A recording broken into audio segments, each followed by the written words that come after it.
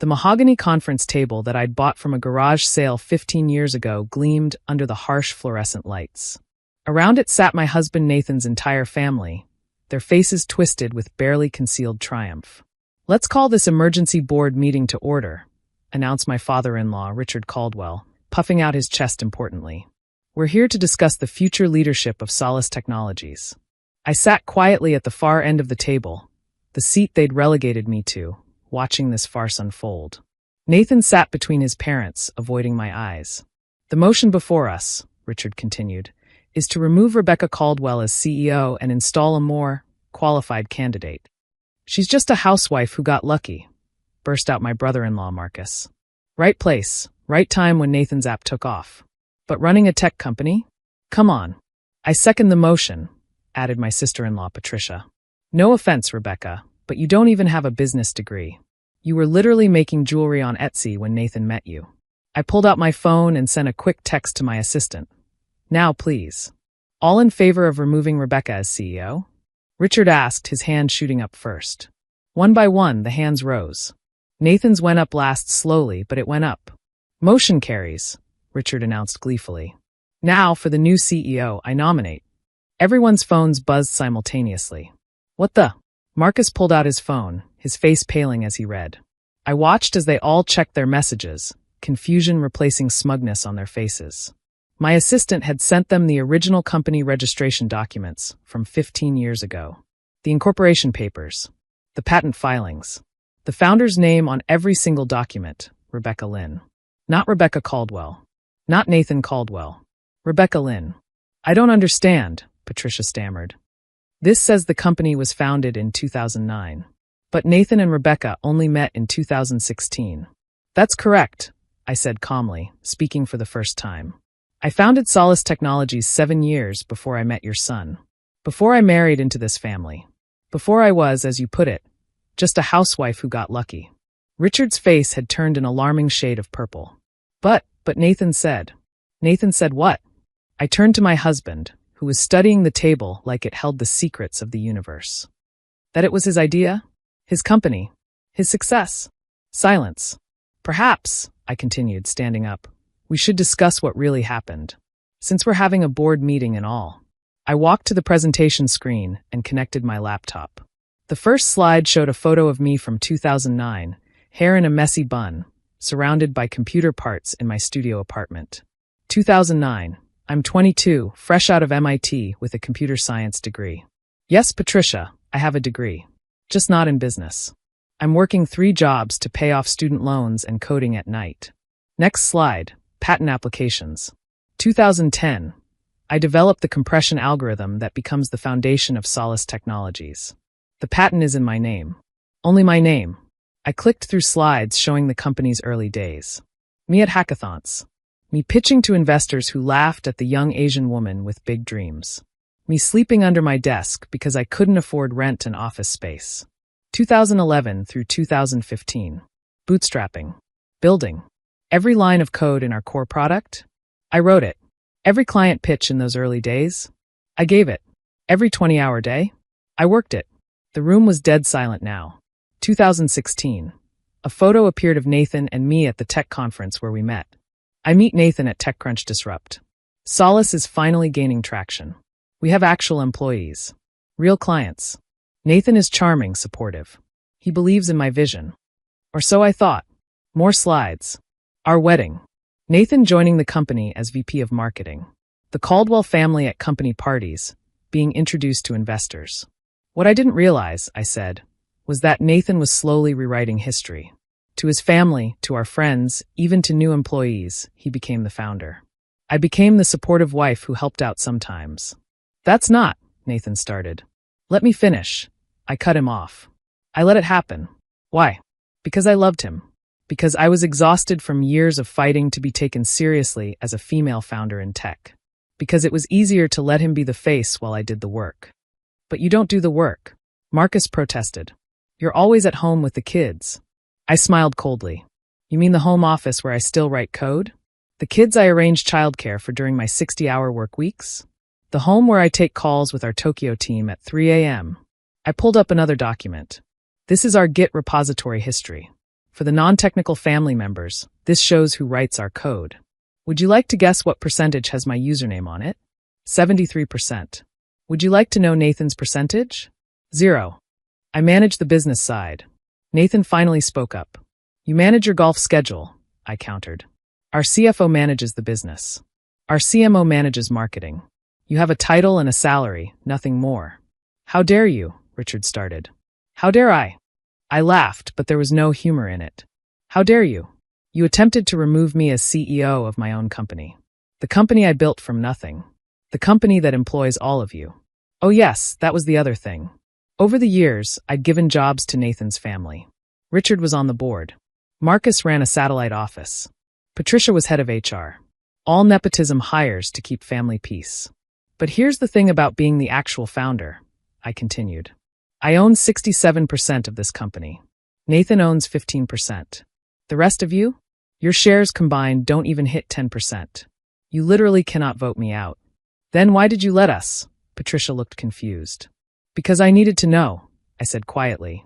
I needed to see if my husband, the father of my children, would stand by me or throw me under the bus for his family's approval. I looked at Nathan. You failed that test spectacularly. Becca, I can explain. No need. I pulled up one more document. This is a buyout offer from Microsoft. $800 million. I've been sitting on it for 6 months, trying to decide. Watching Nathan take credit for my work in every interview started to bother me.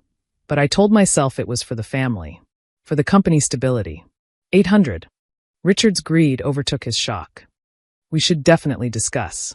We won't be discussing anything, I interrupted. Because as of this moment, you're all fired. You can't fire us. Marcus jumped up. We're family. You just tried to stage a coup, I pointed out. That's generally grounds for termination. Security is waiting outside to escort you from the building. Nathan. Patricia turned to her brother. Do something. Nathan looked at me, and for the first time in years, I saw real fear in his eyes. Not fear of losing his job or status, but fear of losing me. Becca, please. Let's talk about this privately. We'll talk, I agreed. Through lawyers. I want a divorce. The room erupted. Richard threatened lawsuits. Marcus threatened exposure. Patricia just cried. But I was done. 15 years of my life I'd given to this company. 7 years of marriage where I'd slowly disappeared, becoming Nathan's wife, instead of Rebecca Lynn, tech innovator. Mrs. Caldwell, my assistant, David, appeared at the door with security. Should I have them escorted out? It's Ms. Lynn, I corrected. And yes, please. As security herded out my in-laws, Nathan lingered. The kids will be fine, I said. They'll have a mother who doesn't hide her accomplishments to protect male egos. That's worth more than an intact marriage built on lies. I never meant for it to go this far, he said quietly. At first, it was just easier to let people assume. And then you started believing your own lies, I finished. You actually started thinking you built this, that you deserved the credit. I love you, he said. You love the idea of me, I corrected. The supportive wife who makes you look good. But you don't even know me. Did you know I'm keynoting at 3 conferences next month? That I just got invited to join the National Science Board? Of course not. Because Rebecca, the CEO, doesn't fit your narrative. He left without another word. The divorce was messy but quick. Nathan tried to claim he deserved half the company as marital property. My lawyer laughed and showed the judge and corporation documents predating our marriage by 7 years. Nathan got his 15% and a generous settlement. I got my freedom. The buyout offer from Microsoft? I turned it down. Instead, I took Solace Technologies public. Opening day, we hit a $2 billion valuation. My 67% stake made me one of the wealthiest self-made women in tech. The Caldwell family tried to sue for wrongful termination. They lost. They tried to smear me in the press. Tech journalists who'd been following my work for years laughed at the idea that I was just a housewife who got lucky. Rebecca Lynn is one of the most brilliant engineers of her generation, one article stated. The fact that she's been hiding in plain sight, letting her husband take credit, says more about sexism in tech than it does about her capabilities. Nathan tried to launch his own startup with his buyout money. It failed within 6 months. Turns out, charm and confidence don't write code or build products. 6 months after the divorce, I was at a Women in Tech conference when a young founder approached me. Ms. Lynn, I just wanted to say thank you. Your story gave me courage to stop letting my co-founder minimize my contributions. What happened? I asked. I fired him, she grinned, and got our biggest client the next day. Turns out, they'd always thought I was the talent anyway. Good for you, I said, meaning it. That night, in my new apartment overlooking the bay, I video called my kids. They were with Nathan for the weekend, but we talked every night. Mom, Dad says you stole the company from him, my daughter Emma said. She was 12 and too smart for her own good. What do you think? I asked. I think Dad couldn't steal something that was already yours, she said. Plus, I Googled it. Your name is on everything from before you even met Dad. When did you get so wise? When I realized I was turning invisible too, she said quietly. Every time I did well in math, people said I got Dad's brains. Even though you're the one with the MIT degree. You're not invisible to me, I said. I know. That's why I'm going to be like you. The real you. Not the pretend housewife version. That version wasn't pretend, I corrected gently. I am a wife and mother. I'm just also a CEO and inventor. Women can be multiple things. Yeah, Emma grinned. We can be everything. 2 years later, Solace Technologies hit a $5 billion valuation. I was on the cover of Forbes, Fortune, and Wired in the same month. The headlines all mentioned that I was a single mother, but they led with my innovations, my leadership, my vision. The Caldwell family meeting had been meant to diminish me, to put me in my place. Instead, it freed me. No more hiding. No more letting others take credit. No more shrinking myself to fit someone else's narrative. Richard still sends Nathan angry emails about the family fortune I stole. Marcus works at a Best Buy. Patricia became a life coach, ironically specializing in finding your authentic self. And Nathan? He remarried last year. A young woman who thinks he's a tech visionary down on his luck. I wanted to warn her, but some lessons you have to learn yourself. My phone buzzed. A text from my assistant about another acquisition offer, this time from Google. I smiled and texted back. Schedule a meeting. And David, make sure the conference room has better chairs than that old mahogany table. We're not a garage startup anymore. Though sometimes I miss those days. Just me, my code, and a dream. Before I learned that sometimes the biggest threat to your success isn't market competition or technical challenges. Sometimes it's the people who claim to love you while plotting your downfall around your own conference table. But every empire faces coup attempts. The strong ones survive by remembering who really holds the power. And in my company, built with my code, my vision, and my 15-hour days, that would always be me. The housewife who got lucky? No, the founder who got smart.